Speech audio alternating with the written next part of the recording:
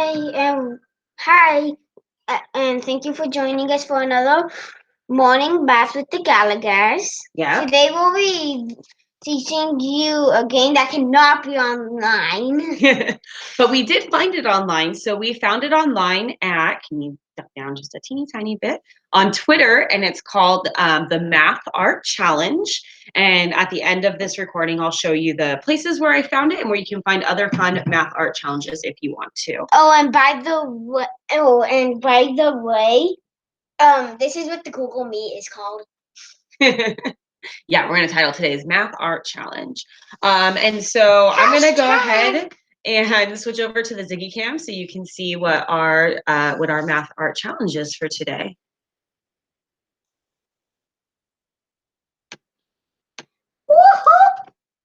So today's Math Art Challenge has to do with probability and rolling a dice to just make some fun art. And so what you need to do is you want to start by, since we have a 6-sided dice, you want to start by picking a pattern for all 6 sides of the dice. So I'm going and there's going to be like little slots on the bottom. Yeah, so I'm going to color in 1 just colored in green. In 2, I'll put a green circle. I'll color in 3 with red. 4, I'll make a red triangle, and you can do whatever patterns you want. We'll show you some examples of what some other people have done, so you can get an idea of what's out there. Hexagon. I think I'm going to do a diamond. I thought you were doing an hexagon. Well, next time when you do it, you can pick what we do. All right, and then Grayson's going to roll the dice for us. So Grayson, can you roll the dice right here on the screen so they can see it? Okay. All right, so it's a 1. He rolled a 1. And so then what you do is whatever number you roll, you fill in the square with that pattern. So a 1 is you can do it whatever you would like. Yeah, so there's a couple different ways that you can do this. We did this ourselves. Me, my mom, and my brother Grant. We did this ourselves. I was the only one that went mixed up, like put him in random spots. Yeah, so you can just not go just in a row, straight in order if you want to, or you can jump around and just put it wherever you want. That's what I did. Go ahead. Nobody else did it. Roll the dice again. This time we got a 3, and that's a solid red. No, that's actually an M. That's an M? No. Yeah. Maybe it's an E. Here you go. Want to roll again? Sure. These are tricky. I'm sure you would have known that from her. 1. All right. This time we got another 1, so I'm going to color in a solid green, and then you just kind of go through from there. What if we keep on getting 1, 3, 1, 3, 1, 3? Well, let's roll one more time and see if we get a 3 again. Oh, we got another 1, so we're going to have to color in another green. And you just kind of keep going from there, and then you make this really pretty pattern. Oh my goodness. I'm good at rolling. Let's make sure that we flip it this time, huh? Yeah. Okay, one more roll. 2.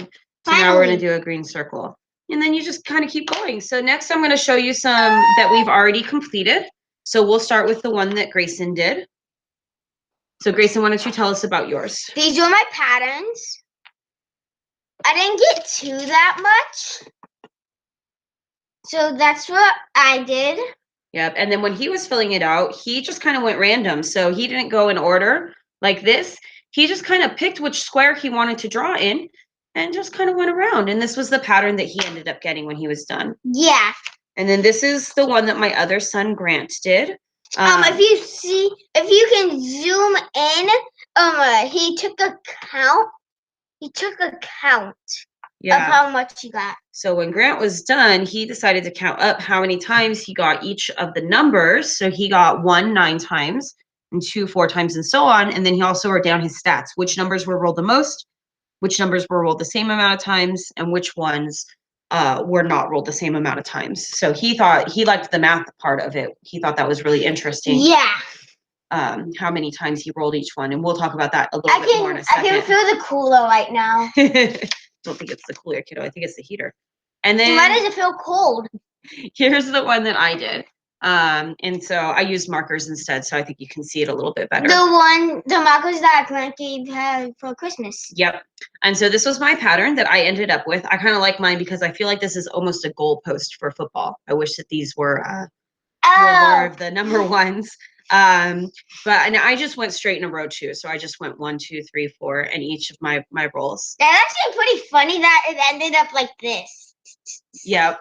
So what I kind of like about this is what makes this kind of mathy is it's a visual representation of what numbers you get when you roll on the dice. So you can really see like, oh, you know, I see the number 1 a lot, or oh, I don't even see the number 5 hardly at all. And it actually got me like, I didn't roll a 5 until all the way down to here. And here. And so some of the things that we've been learning about, and you totally don't have to do any of the learning part, but just in case you want to, just in case you care, you know, we learned about in Algebra 2 class theoretical probability. And when you roll a dice, you know, there's theoretically. Oh yeah, this is easy. Like, I feel like I was learning this in 2nd grade. Yeah. Like 36, like that, like how much of a chance it would be. So 1/6 if it's a 6-sided dice, 1/12 if it were a 12-sided dice. Yeah, absolutely. And we rolled the dice. That's why it's in high school. We rolled the dice 36 times. We made a 6x6 square. So theoretically, I should have rolled 6 of each number. In actuality, if it were even. And this is called experimental probability because this is what we got when we actually rolled the dice. And I'm doing the one that I drew. In actuality, the only number that I actually rolled 6 times was the number 6.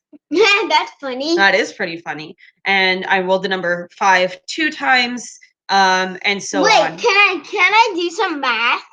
Oh, well, yeah, you can absolutely always do some math. So let's just make sure it was 36 and you didn't count wrong. Oh, yeah. So how can we make sure it's 36? 9 plus 7 equals 6. Wait, 18. Yeah, 16 was right. Wait, 16? Okay. Yeah. Wait, I think I was getting confused because I was first thinking of that, but then I did that because it's the wrong way. But then I think I got mixed up. So 9 plus 7 is 16. Then what are you going to do? 16 plus 4 is 20. 20. Okay. 20 plus 8 is 28. 28. 30. 30. 36. 36. So I counted right. So yeah. That's good to know. I didn't make any mistakes counting. Yeah. All right. So now what I'm going to show you next, and again, you totally don't have to do the probability part. You can just look at the really pretty picture that you made. But I want to show you where I got this from. And so I'm going to switch. Let's first switch the camera so you can see me and the boy talking to you. And then I'm going to show you on Twitter where I found this and where you can send your pictures. Can I go to present? Yeah, you can click present. So go ahead and click present now. Your entire screen. Share. All right. Let's go. Okay, so this is where I found it. So this is somebody on Twitter that I follow, a math teacher, and so she's the one who kind of showed it. She said you can flip a coin or you can roll a dice or you know you can do whatever you want. And then this is the one that she did. Now she rolled a ton of 5s. Unlike me, I didn't roll very many 5s at all. I think I rolled out of the most was 1s, I think. Yeah, you can count 4s. them. It was 4s. Oh yeah, we can see very clearly that you rolled a lot of 4s. So this is where I got it from. And she again uses the hashtag Math Art Challenge. And this was actually day 5 of her challenge. But I wanted to show you some other things that people did. So she just did a grid kind of like we did at home. But these people used pattern blocks. So each rolled dice was a different pattern block. And then they placed down the pattern blocks as they rolled them.